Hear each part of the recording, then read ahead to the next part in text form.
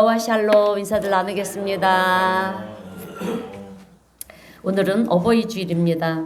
우리는 1년에 한 달을 정해놓고 그렇게 한 달을 만들어서 또 한 주를 택하고 그래서 오늘은 이렇게 어버이 주일로 지키는데요. 살다 보면 사실 우리가 제일 감사하고 고마워해야 할 분이 우리 어버이신데 우리가 사는 것이 너무 바쁘다 보니까 지나쳐 버릴 때가 종종 있습니다. 그러다 보니까 이렇게 교회에서 교회역으로 이렇게 예배 어버이 주일을 만든 것이 참 좋은 일이 아닌가 그런 생각이 듭니다. 여러분 성경을 보면 성경에는요 많은 교훈의 이야기가 있습니다. 그런데 성경 말씀에는 반드시 꼭 지켜야 될 것이 해야 될 것이 있고요. 또 해도 좋고 안 해도 좋은 것도 있고 반드시 절대로 해서는 안 되는 것이 있습니다. 그런데 보면은 반드시 해야 되는 것이 무엇이냐면 성경에서는 부모를 공경해라. 부모에게 순종하라. 이것이 바로 반드시 꼭 해야 되는 것이고요. 절대로 해서는 안 되는 일이 무엇이냐? 부모를 업신 여기지 말라.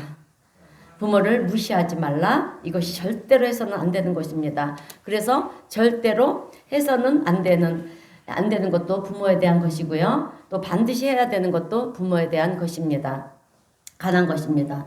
그래서 우리가 출애굽기 20장에 또 보게 되면 10계명이 나오지 않습니까? 10계명을 보게 되면 처음 4계명은 하나님에 대한 계명이고요.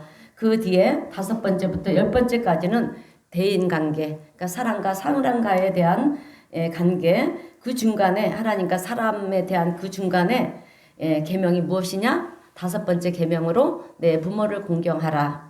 부모를 공경하라. 이렇게 사람과의 관계 계명 중에 첫 번째가 부모에 대한 계명입니다. 하나님께서 우리에게 부모에게 대한 이렇게 사랑과 공경에 대해서 굉장히 강조하고 있는 것을 우리가 알 수가 있어요. 그런데 성경에서 이렇게 부모에 대해서 엄격하게 우리에게 교훈하고 있는 이유가 있습니다. 그것이 무엇이냐? 나를 낳아주시고 나를 키워주시는 그 헌신적인 사랑이 바로 우리 부모님의 사랑이기 때문에 그렇다라고 하는 것입니다. 그리고 또 하나는 아주 중요한 것인데요. 우리 부모님의 마음속에 하나님의 마음을 담아 두셨기 때문이라고 하는 것입니다. 그래서 하나님께서는 너희를 사랑하는 부모를 반드시 공경해야 된다. 조건이 없어요. 무조건 지켜야 된다 이렇게 말씀하고 있는 것을 볼 수가 있습니다. 그래서 저는 오늘 어버이 주일을 맞이해서 부모님의 마음속에 담아두신 하나님의 마음은 어떤 마음인가 2가지 말씀을 전하면서 함께 은혜를 나누려고 합니다. 첫 번째는 자녀가 잘 되기를 바라는 마음이에요. 자녀들이 잘 되기를 바라는 마음, 이것이 부모님의 마음이면서 동시에 우리를 향한 하나님의 마음이라고 하는 것입니다. 세상의 모든 부모는 자녀들이 잘 되기를 바라요. 이것은 무조건이에요. 부모님의 다른 사람들은 말로는 내가 잘 되기를 바란다 라고 얘기를 하지만 실제로는 안 그러는 경우가 많이 있어요. 나랑 세상에서 가장 친한 절친이라고 할지라도 여러분 말로는 내가 그래 나는 네가 정말 잘 됐으면 좋겠어 라고 얘기를 하지만 실제로 나보다 절친이 잘 되면 우리는 솔직히 어떤 마음입니까? 시기가 생기고요. 그쵸? 시기가 생기고 질투가 나기도 하고 배가 아프기도 한 법입니다. 그런데 부모님들 중에서는 세상에 그 어떤 부모라도 자녀가 나보다 더 잘 되는 것으로 인해서 배 아파하는 부모는 없다라고 하는 것입니다. 오늘 혹시 우리 성도님들 중에 내 자녀가 나보다 더 잘 돼서 배가 아픈 부모님이 계십니까? 없죠? 절대로 그런 부모는 없다라고 하는 거예요. 여러분 왜 그럴까요? 왜냐하면 하나님은 우리 부모님의 마음속에 자녀를 향한 맹목적인 사랑의 마음을 심어두셨기 때문에 그렇습니다. 그래서 자녀라고 하면 물불을 가리지 않는 거예요. 돌본다 물불을 가리지 않고 돌본다라고 하는 것입니다. 세상에서 다른 일을 할 때는 계획적이고 또 계산을 하기도 하지만 우리 자녀들의 일에 대해서는 절대로 어떻습니까? 계산적이지가 않잖아요. 그저 맹목적이라는 것입니다. 이 부분에 대해서 왜 그런지 부모라는 존재는 왜 그래야만 되는지 설명할 수는 없지만 자녀에 대한 부모의 사랑은 맹목적인 사랑이다. 이렇게 얘기를 해도 틀린 얘기가 아니라는 것입니다. 수년 전에 가정의 달에 이 중고등학생을 대상으로 설문조사를 했어요. 실험을 한 적이 있었습니다. 실험 카메라를 실시한 적이 있는데 선생님이 이제 학생들에게 질문을 하는 거예요. 너희들에게 꿈이 있느냐? 그러면 꿈이 뭐냐? 그랬더니 저는 외교관입니다. 저는 정치인입니다. 또 그리고 저는 가짜 의사입니다. 이런저런 자기 꿈들을 얘기하는 자기의 꿈들을 얘기하는 것입니다. 그래서 이제 선생님은 꿈이라는 것은 얼마나 우리의 삶에 중요한 역할을 하는지에 대한 그런 설명을 해주시면서 이제 두 번째 질문을 하시는 거예요. 만약에 두 가지 선택이 있다. 그러면 너희들은 어느 것을 선택할 것이냐? 누군가가 너희에게 5억을 준다 그랬을 때 첫 번째는 5억을 포기하고 나의 꿈을 추구하겠느냐? 아니면 5억을 받고 나의 꿈을 포기하겠느냐? 이렇게 질문을 하니까 학생들 열이면 열이다. 뭐라고 대답을 하면 나는 5억을 받지 않고 내 꿈을 추구하겠습니다. 이제 이렇게 얘기를 하는 거예요. 그렇게 이제 화기애애하게 진행이 되는 가운데 갑자기 교실 앞에 있는 모니터 우리가 저렇게 모니터에 불이 켜지면서 학생들의 부모님들이 이제 나오기를 시작하는 거예요. 사전에 이제 아버지들에게도 똑같은 질문을 한 것입니다. 그래서 자녀들이 보는 앞에서 미리 찍어놓고 아버지들의 그 동영상들을 틀어놓은 것입니다. 그랬더니 이제 여기저기서 우리 아버지가 나오네? 이제 막들 그러는 거예요. 술렁술렁 하는 것입니다. 그래서 아버지들에게도 이제 똑같은 질문을 하는 거예요. 아버님들은 꿈이 있다면 어떤 꿈이 있습니까? 목표가 있다면 어떤 목표가 있습니까? 바라는 소망이 있다면 무슨 소망이 있습니까?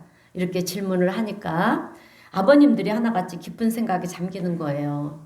그렇게 한참을 생각한 다음에 얘기하시는데 무슨 얘기를 하시냐면 가족들과 함께 여행을 다녀왔으면 좋겠습니다. 이것이 아버지들의 꿈이에요. 너무나 바쁘게 지내다 보니까 가족에 대한 소중함을 몰랐다는 거예요. 그러다 보니까 가족과 함께 여행한 적이 없더라고 하는 것입니다. 그래서 가족과 함께 여행을 하면서 시간을 보내고 싶은 것이 꿈이다. 열이면 열이다. 그렇게 얘기를 하는 것입니다. 그 다음에 이제 두 번째 질문으로 넘어가는데 만약에 아버님들에게 누군가가 5억을 주신다라고 하면 그 5억을 받고 내 꿈을 포기하겠습니까? 아니면 5억을 받지 않고 내 꿈을 추구하겠습니까? 이렇게 이제 질문을 하니까 거기에 대해서도 부모님들은 한참 생각을 하시다가 아버지들이 열이면 10명 다 하시는 말씀이 동일하게 하는 얘기가 5억을 받겠습니다. 자녀들은 꿈을 추구하겠다라고 하는데 부모님은 5억을 받겠습니다. 그래서 왜 꿈을 포기하고 5억을 받으려고 하십니까? 그렇게 질문을 하니까 자녀들에게 너무 해준 것이 없어서 그저 이거라도 물려주고 싶습니다. 이것이 부모의 마음이라는 거예요. 그것을 보면서 자녀들이 울기를 시작하는 것입니다. 우리 아버지가 고지식하고 때로는 나랑 말이 통하는 것 같지도 않고 또 우리를 생각하지 않은 것 같은데 그런 아버지의 뒷모습을 보면서 아버지의 이면을 보면서 학생들이 눈물을 짓는 그런 실험 카메라를 본 적이 있습니다. 여러분 우리는 아버지의 인생을 잘 몰라요. 아버지들이 밖에 나가서 무슨 일을 당하는지 모릅니다. 자식들을 먹여 살리려고 살려야 되니까 죽을 듯 살 듯 그렇게 일을 합니다. 모진 소리를 들어가면서 욕을 먹어가면서 그렇게 일하신다라고 하는 거예요. 그리고 지친 몸으로 집으로 돌아오십니다. 그렇다고 집에 와서 자식들을 앉혀놓고 내가 오늘 너희들을 먹여 살리려고 얼마나 힘든 일을 했는지 아느냐? 그런 소리를 하시느냐? 안 하신다라고 하는 거죠. 집으로 돌아와서는 아무렇지도 않은 척 하십니다. 우리는 그것을 보면서 진짜로 아무렇지 않은 줄로 안다라고 하는 거예요. 얼마나 고생을 하시는지 우리가 여러분 일해 보니까 알지 않습니까? 자녀들을 위해서 어떻게 해서라도 자녀들에게 하나라도 더 해주고 싶은 마음이 또 고생을 고생으로 여기지 않는 마음이 있기에 고생을 고생으로 여기지 않으신다라고 하는 것입니다. 남들만큼 못해주는 것에 대해서 미안한 마음을 가지고 계신 분이 아버지이신데 다 그런 마음이 있는데 말로 표현을 못하실 뿐이라는 거예요. 결국은 아버지들이 가장들이 집안을 세워왔기 때문에 여러분 요즘에 우리 여자들이 밖에 나가서 일을 하지만 일을 하니까 아버지에 대한 가치가 점점 떨어지고 있지만 여러분 옛날에는 안 그랬잖아요. 그죠? 아버지들이 다 벌어와야 그거 가지고 우리가 다 먹고 살지 않았습니까? 그렇게 고생을 하신 분에 대해서 우리가 감사합니다 이렇게 생각을 해야 되는데, 우리는 아버지는 완고하고 고집이 세고 또 말도 안 통하고 그렇게 생각하고 있던 아버지가 자기는 꿈보다도 자녀들에게 그래도 뭐라도 하나 남겨주고 싶어서 오옥을 택하는 그 모습을 볼 때 아이들이 울더라는 것입니다. 여러분, 우리가 부모님의 사랑 그랬을 때 어머니의 사랑 두말할 것도 없어요. 그죠? 어떻게 보면 아버지의 사랑보다 어머니의 사랑이 더 크다, 더 맹목적인 사랑이다 이렇게 얘기할 수가 있죠. 그래서 어머니 그러면 우리가 눈물이 나지 않습니까? 얼마나 고생을 하시면서도 자식들이 잘 되라고 아무리 어려워도 여러분 이를 악다 물고 그렇게 일하시는 어머니의 모습을 볼 수가 있지 않습니까? 그래서 어머니의 사랑을 우리는 너무도 잘 알아요. 그래서 여러분 에베소서 6장 1절의 말씀을 보면 이렇게 말씀을 하는 것입니다. 자녀들아, 주 안에서 너희 부모에게 순종하라. 이것이 옳으니라. 부모에게 순종하는 것이 옳은 것이라고 말씀하고 있습니다. 여러분, 성경 말씀이 쓰여졌던 당시에 유대 사회는 아주 가부장적이었어요. 우리나라도 그러지 않았습니까? 모든 것이 아버지 중심이었고요. 또 어머니는 사람 숫자에 들지도 않았어요. 여자들은 그랬습니다. 굉장히 가부장적인 것이었지만, 그러나 성경은 그런 아버지를 향해서 그리고 사람 숫자에 들지 않은 어머니에 대해서 이렇게 권면을 하는 거예요. 부모에게 순종하라. 그것이 옳으니라. 부모에게 순종하는 것이 옳다라고 하는 것입니다. 그리고 잠언서 23장 25절에서는 이렇게 얘기를 합니다. 내 부모를 즐겁게 하며 너를 낳은 어미를 기쁘게 하라. 부모를 기쁘게 하라는 것입니다. 이것이 자녀들의 마땅한 도리라고 하는 거예요. 왜냐하면 너희 부모는 적어도 너희들이라고 하면 맹목적으로 살아가는 사람들이니까. 사실 그 부모의 마음속에는 너희들밖에, 자식들밖에 없기 때문에 그렇다라고 하는 것입니다. 그러면서 한 가지 더 말씀하시는 것이 무엇이냐? 그렇게 할 때 너희들에게 복이 된다. 하나님께서 너희들을 축복한다. 이렇게 말씀하시는 것입니다. 그래서 신명기 5장 16절 말씀을 보게 되면 우리 다 함께 신명기 5장 16절 말씀을 읽어보겠습니다. 시작. 너는 내 하나님 여호와께서 명령한 내 부모를 공경하라. 그리하면 내 하나님 여호와가 내게 준 땅에서 내 생명이 길고 복을 누리리라. 아멘. 장수하고 복을 받으려면 부모를 공경하라는 것입니다. 여러분, 성경을 보면은요, 우리가 복 받는 비결이 굉장히 많이 나와 있어요. 성경 말씀을 읽다 보면 하나님 우리에게 복을 주시려고 아주 작정하신 분이신 것 같습니다. 그래서 우리가 이래도 복을 받고요, 저래도 복을 받고요, 또 하나님 말씀을 지키면 복을 받고요, 그리고 죄와 싸워도 복을 받고요, 또 어려운 남을 도와주는 것도 여러분 복을 받는 일입니다. 이렇게 성경을 보면은요, 얼마나 복 받는 길이 많은지 몰라요. 근데 그 중에 또 하나가 뭐냐면 부모에게 순종하라는 거예요. 부모님에게만 순종해도 복을 주신다라고 하는 것입니다. 아멘. 그런데 하나님은 왜 이렇게 부모에게 순종하고 공경하는 자에게 은혜를 베푸시고 축복을 더해 주시느냐? 그 이유는 여러분 다른 것이 아니에요. 하나님은 부모의 사랑, 부모의 희생이 어떤 것인지를 아시기 때문에 그런 거예요. 부모의 마음을 아시는 분이 하나님이시라는 것입니다.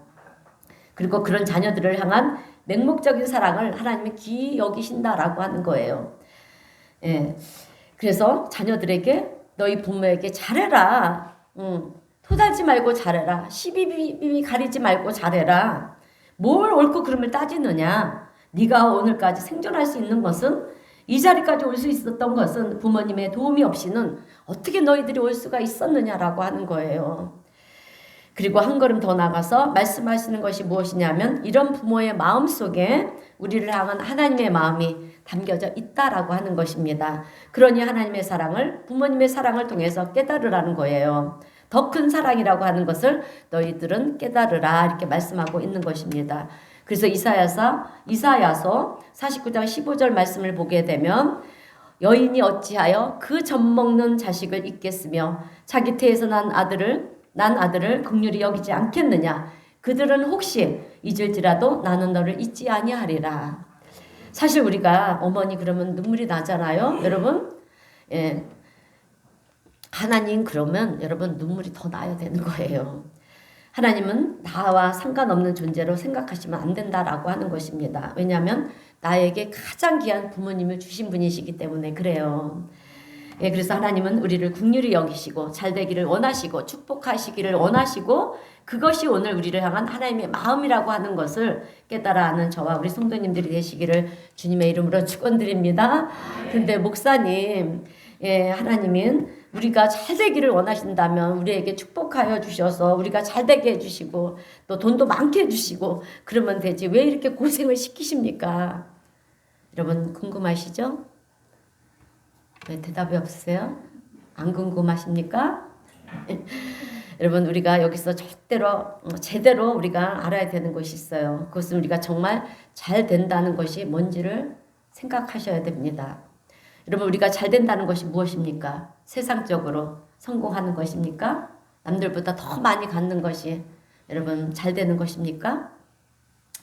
그렇지 않다라고 하는 거예요. 다소 우리가 좀 부족해도 범사에 감사할 줄 알고요. 위기가 온다 할지라도 그것을 하나님을 믿는 믿음으로 이겨나갈 수 있는 용기가 있고요. 또 어려운 사람을 보면 내가 가진 것이 많지 않다 하더라도 나눠줄 줄 아는 그런 마음이 있는 사람. 그리고 하나님을 향해 두려워할 줄 알고요. 구원의 확신을 가지고 살아가는 그런 사람이 여러분 잘 사는 길이고요. 바르게 사는 길이고 후회하지 않는 삶이라고 하는 것입니다. 겸손하게 하나님의 은혜를 알고요. 또 하나님이 돕지 않으시면 나는 아무것도 아니라는 것을 깨닫는 사람. 깨닫는 삶이 잘 사는 삶입니다. 하나님 앞에 겸손할 줄 알고요. 모든 것이 하나님의 은혜라고 하는 것을 아는 사람이 인생을 잘 사는 그런 사람이라고 하는 것입니다. 여러분 하나님이 우리에게 잘 되기를 바라는 마음이 어떤 것이겠습니까? 세상적으로 잘 되는 것이고 자기가 잘난 줄 알고 잘 돼가지고 자기가 잘난 줄 알고 또 하나님을 무시하고요. 부모님을 무시하고 그렇게 사는 인생이 잘 사는 인생일까요? 절대로 그렇지 않다라고 하는 것입니다. 여러분 하나님이 우리에게 잘 되기를 바라는 마음은 세상적인 성공이 아니라고 하는 거예요. 우리가 바르고 성실하고 겸손하고 또 하나님 앞에 매일 감사할 줄 알고 어른 이웃들과 함께 나눌 줄 알고 그렇게 사는 인생을 하나님은 우리에게 바라신다라고 하는 것입니다.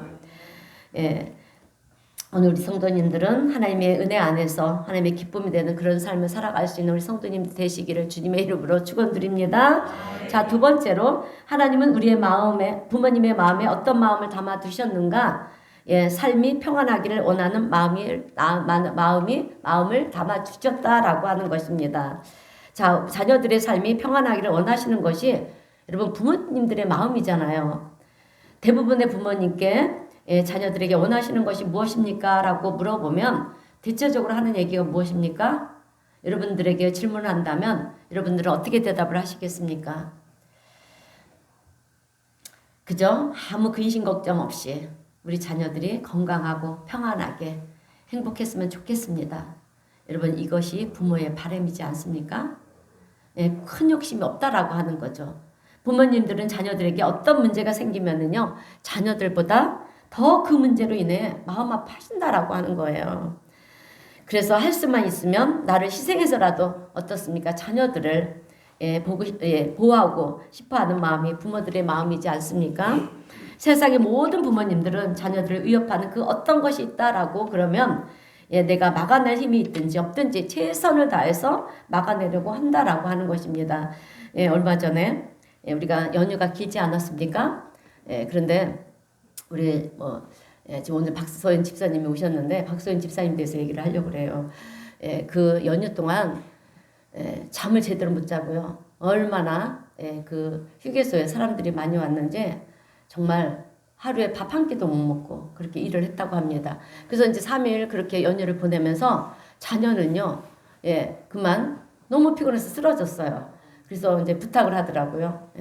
좀 하련인데 이름이 하련이 좀 병원에 들어가서 영양제 좀 받쳐달라고. 그래서 우리 집사님이 가서 이제 하련이를 데리고 와서 병원에 가서 이렇게 하고 여기 와서 잠깐 쉬다 갔어요. 그런데 우리 집사님은요, 이게 어머니예요. 그렇게 똑같이 일을 하고 그렇게 했는데 그 다음날 혼자서 그 직원들도 너무 고생을 해서 다 보냈대요. 그 다음날 연휴가 이제 지나고 나니까 사람이 없을지 알았다는 거예요. 그래서 다 보내고 혼자서. 그러니까 얼마나 강합니까? 어머니가 이렇게 강해요. 자녀는 어머니를 믿고 의지하면서 사건 그렇게 정신을 놓았지 모르지만 어머니는 아닌 거예요. 자녀들을 보아야 되는 거예요. 자녀를 보아야 되는 거예요. 그 힘든 시간을 혼자서 버티면서 그런데 혼자서 그렇게 또 손님이 많이 오더라는 것입니다. 그래서 이게 부모의 마음이구나. 그래서 다음날 꼭 바꿔서 엄마 어버이날이니까 영리제 맞춰라 그랬는데 오라고 그랬더니 안 왔는데 참 이렇게 생활력이 강해요. 이게 부모의 마음이지 않을까 싶습니다. 오늘 여러분들도 이런 마음으로 자녀들을 사랑하는 줄로 믿습니다. 그래서 할 수만 있으면 나를 희생해서라도 자녀들을 보호하고 싶어하는 마음이 부모의 마음이라는 것입니다. 세상 모든 부모님들은 자녀들을 위협하는 그 어떤 것들이 있다고 그러면 내가 막아낼 힘이 있든지 최선을 다해서 자녀를 보호한다라고 하는 것입니다. 그래서 자녀들을 향한 부모의 소원이 있다면 염려 근심 걱정 없이 아무 문제 없이 평안하고 건강하고 행복한 삶을 사는 것, 이것이 자녀들을 향한 부모의 소원이라고 하는 것입니다. 자, 그런데 우리가 참 감사한 것은요, 그런 부모님의 마음을 생각할 때 하나님께서 우리 부모님들에게 넣어준 이 심어준 마음이라고 하면 우리를 향한 하나님의 마음이 우리 부모님들하고 같다라고 하는 거잖아요. 그러니 우리가 얼마나 감사하고 기쁘겠느냐라고 하는 것입니다. 여러분 한번 생각해 보세요. 하나님이 나를 위기에서 건져내 주시고요. 또 내가 어떤 수렁에 빠졌을 때 건져내 주시고 누군가가 나를 위협하면 나를 대신해서 싸워주신다. 그러면 누가 감히 나를 여러분 넘어뜨리겠느냐라고 하는 것입니다. 그러니 우리가 얼마나 감사하냐라고 하는 거예요. 근데 우리 부모님의 마음도 이런 마음에 하나님의 마음과 같다라고 하는 것입니다. 다른 점이 있다라고 하면 능력이 안 돼서 못해줄 뿐이라고 하는 거예요. 도와주고 싶지만 우리를 완벽하게 지켜낼 수 없는 게 우리 부모님이라고 하는 것입니다. 근데 하나님은 이런 부모님에 향해서 너희 부모가 능력이 없다고 해서 멸시하지 마라, 무시하지 말라라고 하는 것입니다. 공경하고 사랑하라고 말씀하고 있습니다. 그런데 여러분, 우리 인생의 아이러니한 것은요, 우리는 살면서 나에게 가장 큰 사랑을 주는 부모님에 대해서 소홀할 때가 많이 있다라고 하는 거예요. 근데 나에 대해서 별로 중요하지 않는데도 여러분, 우리는 그 사람을 소중히 여기는 경우들이 얼마나 많은지 모른다라고 하는 것입니다. 나를 소중히 대해주는 이 부모님에게 우리는 소중히 대해야 되는데 우리는 멀리하고 막대해도 된다고 생각을 하고요. 그런데 별로 중요하지 않는 사람에 대해서는 왜 그렇게 관계를 중요하게 여기는지 모른다라고 하는 것입니다. 우리에게 가장 큰 사랑을 주고요. 맹목적인 사랑을 주시는 부모님에 대해서는 우리가 소홀히 여긴다라고 하는 것입니다. 부모에게 있어서 소원이 있다고 한다면 오직 자식인데, 자식이 잘 되고 평안하고 행복해지는 것밖에 없는데 자식인 우리는 그런 부모의 마음을 깊이 헤아리지 못하고 귀찮아하고 헤아리기를 싫어하고 사는 것이 바쁘다 보니까 힘들다 보니까 우리 부모는 다 이해하겠지 하는 그런 마음으로 우리가 살아간다라고 하는 것입니다. 그러다 보면 어떻습니까? 세월이 가고 그러다 보면 부모님이라는 존재는 살아버리고 만다라고 하는 거죠. 그때 가서 우리는 후회를 한다라고 하는 것입니다. 오늘 본문 예수님의 말씀은 결론을 말씀드리면요, 부모를 공경하는 것에 대해서 핑계대지 말아라 이런 얘기인 것입니다. 부모님을 공경하는 것에 대해서 핑계대지 말라는 것이죠. 오늘 본문 2절 3절도 보게 되면 장로들의 전통 이런 것을 가지고 핑계대지 말라라고 하는 것입니다. 여러분, 당시 장로의 전통은요, 하나님께 하는 것이 곧 부모님께 하는 것이다, 이런 전통이었어요. 자기네들이 만들어낸 전통이었다라고 하는 거죠. 그래서 예수님은요, 장로들의 전통 이런 것을 가지고 부모를 소외히 여긴다고 웃기지 말라 이놈들아 이렇게 말씀을 하시는 거예요. 그래서는 안 된다라고 하는 것입니다. 하나님의 말씀을 어기는 것이다 이렇게 말씀을 하고 있어요. 하나님이 원하시는 것은 부모님을 공경하는 것이다. 예수님은 명확하게 말씀하고 있는 것입니다. 오늘 부모님이 생존하고 계시다면 여러분, 저를 비롯해서 부모님이 다소 부족한 것이 있다 할지라도 여러분 멸시하거나 원망하지 않고 감사하고 사랑할 수 있는 저와 우리 성도님들이 되시기를 주님의 이름으로 축원드립니다. 여러분 지혜로운 사람은요 항상 상대방의 마음을 헤아릴 줄 아는 사람이에요. 그래서 상대방의 마음을 헤아릴 줄 아는 사람은 어디를 가도 여러분 존귀함을 받습니다. 그런데 이 지혜로운 사람들조차도 보면은요 부모님의 마음을 헤아리지 않으려고 할 때가 참 많이 있다라고 하는 거예요. 그런 면에서 보면 꼭 지혜롭다라고 얘기할 수가 없다라고 하는 거죠.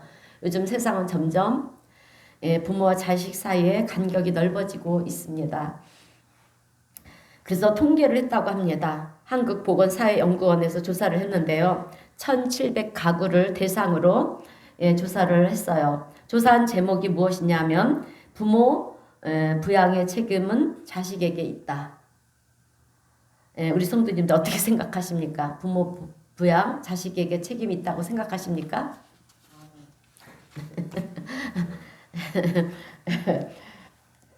여기에 대해서 동의하는 사람이 여러분 21.19%, 21%가 동의를 했다고 합니다. 그리고 동의도 반대도 아니고 이도저도 나는 잘 모르겠습니다 하는 사람이 29.4%고요. 반대한다가 41.1%, 49.1%, 반대한다가 거의 50%예요. 그런데 이도저도 모르겠다. 29.4%랑 같이 합산을 한다면 거의 80%가 부모 부양 자녀가 안 해도 된다. 이런 생각을 가지고 있다라고 하는 것입니다. 아무리 그래도 어떻게 반대한다가 이렇게 많이 나올 수가 있느냐라고 하는 거예요, 여러분. 참 씁쓸하지 않습니까? 이제는 반대로 똑같은 질문을 가지고 부모님에게 질문을 하는 거예요. 자녀 부양 책임 부모에게 있다. 여러분 어떻게 생각하십니까? 여기에 대해서 반대하는 부모님이 몇 %가 될까요? 우리 부모님들은 여기에 대해서 당연하다고 생각을 한다라고 하는 거예요. 자녀 부양, 당연히 부모가 해야지. 근데 자녀들은 부모 부양 안 해도 된다. 자녀들이 할 필요 없다. 시대가 변했다 해도 여러분 50%가 되는 이 현실이 참 마음 아프지 않습니까? 여러분 우리는 부모에 대한 얘기를 하다 보면 종종 우시는 분이 꽤 많이 있어요. 왜 우실까요? 왜 우실까 생각을 해보면 우리가 자녀일 때는 몰랐지만 내가 부모가 되고 보니까 부모의 마음을 이해하게 되고요. 이해하게 되니까 어떻습니까? 어떤 공감대가 형성이 되는 것이 아니겠습니까? 그래서 부모님의 마음을 모를 때는 늘 우리가 원망하고 타박하고 그랬던 것이 미안했는데 이제는 잘하고 싶어도 잘해드릴 수 있는 부모님이 안 계시다라고 하는 것입니다. 그래서 잘해드리지 못한 것이 너무 후회가 되니까 눈물을 흘리는 분들이 많이 있다라고 하는 거죠.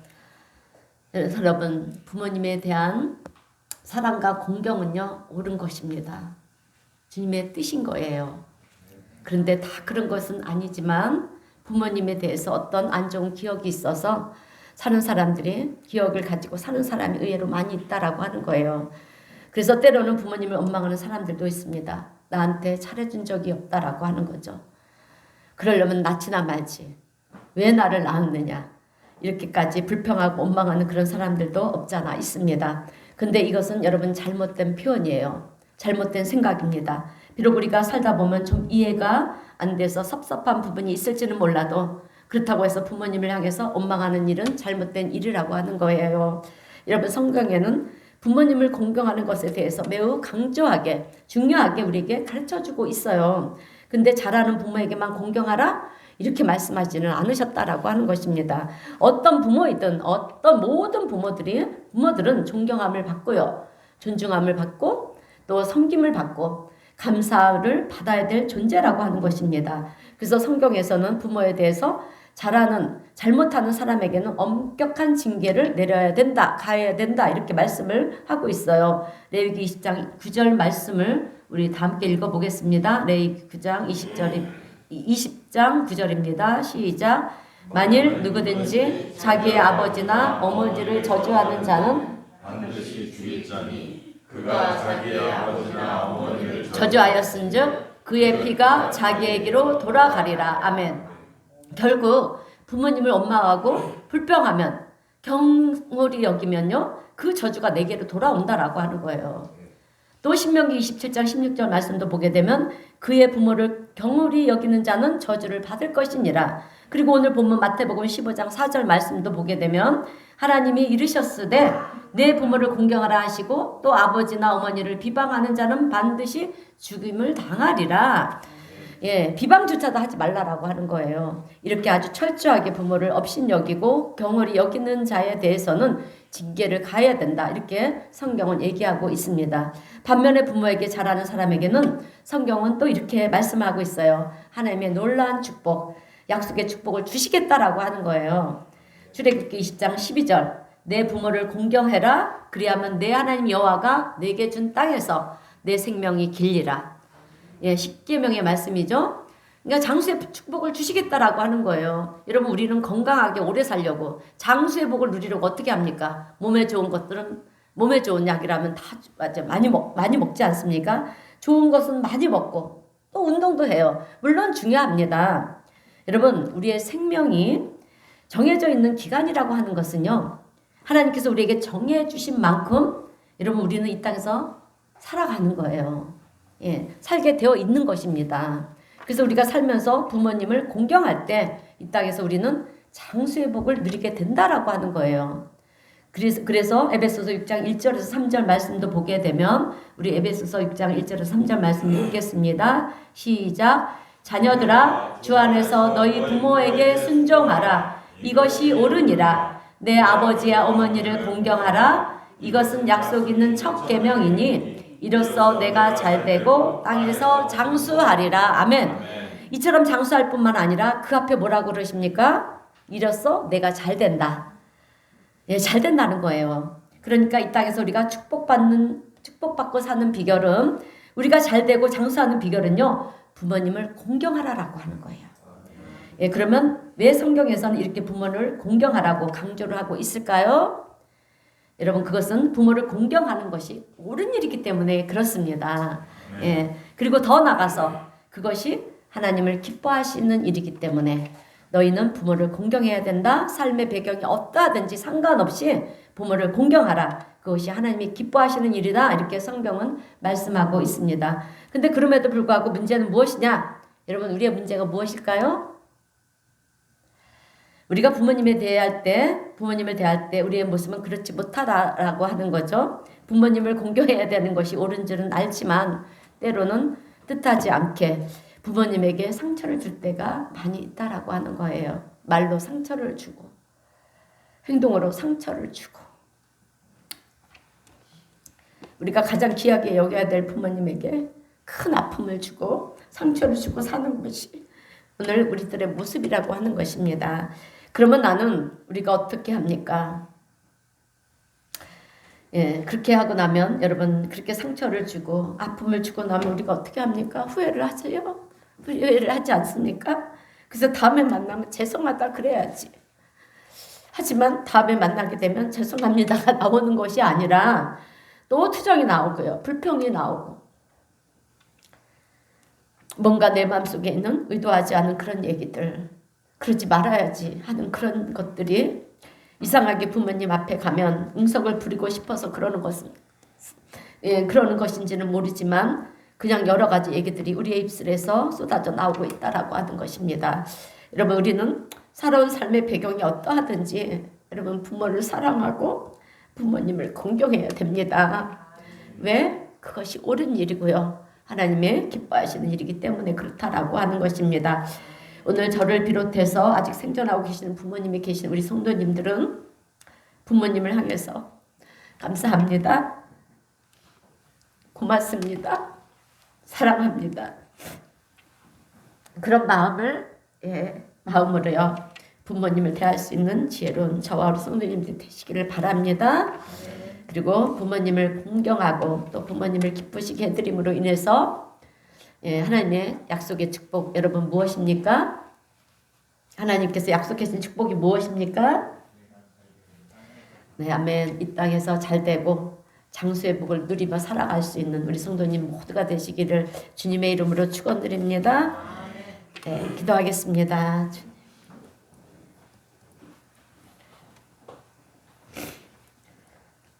사랑 가운데가 풍성하신 하나님 아버지 오늘 어버이 주를 맞이해서 우리의 부모님의 마음속에 하나님의 마음을 담아 주셨고 그 사랑으로 인해서 오늘 우리가 여기까지 살아올 수 있었던 것을 감사하는 주일을 맞게 하시니 감사드립니다.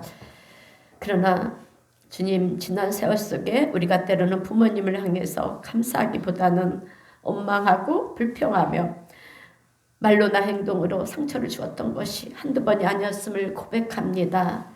우리의 이 죄악을 불쌍히 여기시고 용서하여 주시옵소서. 아직 생존에 계시는 부모님이 계신 우리 성도님들에게 크신 은총을 베풀어 주셔서 앞으로도 부모님을 공경하고 부모님께 기쁨을 드리는 지혜로운 성도요 하나님을 기쁘시게 하는 복된 우리 성도님들이 되게 하여 주시옵소서. 그로 인하여 이 땅 가운데 하나님께서 약속하신 유업과 축복을 받아 누리는 우리 모든 성도님들이 되게 하시고 천국의 기쁨을 누리는 복된 가정들이 다 될 수 있도록 하나님 은혜 베풀어 주시옵소서. 특별히 연로하신 우리 부모님들의 건강을 지켜주옵시고 기력이 쇠하지 않게 하여 주옵시고 정신이 흐려지지 않게도 하여 주옵시고 병상에 눕는 일이 없도록 우리 하나님의 강한 손으로 붙잡아 주시옵소서. 또한 우리 부모님들의 자식을 위한 그 기도와 간구를 우리 주님 들으시고 하나도 땅에 떨어지는 일이 없도록 응답하여 주시고 귀한 것으로 은혜를 베풀어 주시옵소서. 우리 주님 함께 하시고 도와주심을 믿고 감사드리오며 예수님의 이름으로 기도드리옵나이다. 아멘. 찬송가 579장 찬송하겠습니다.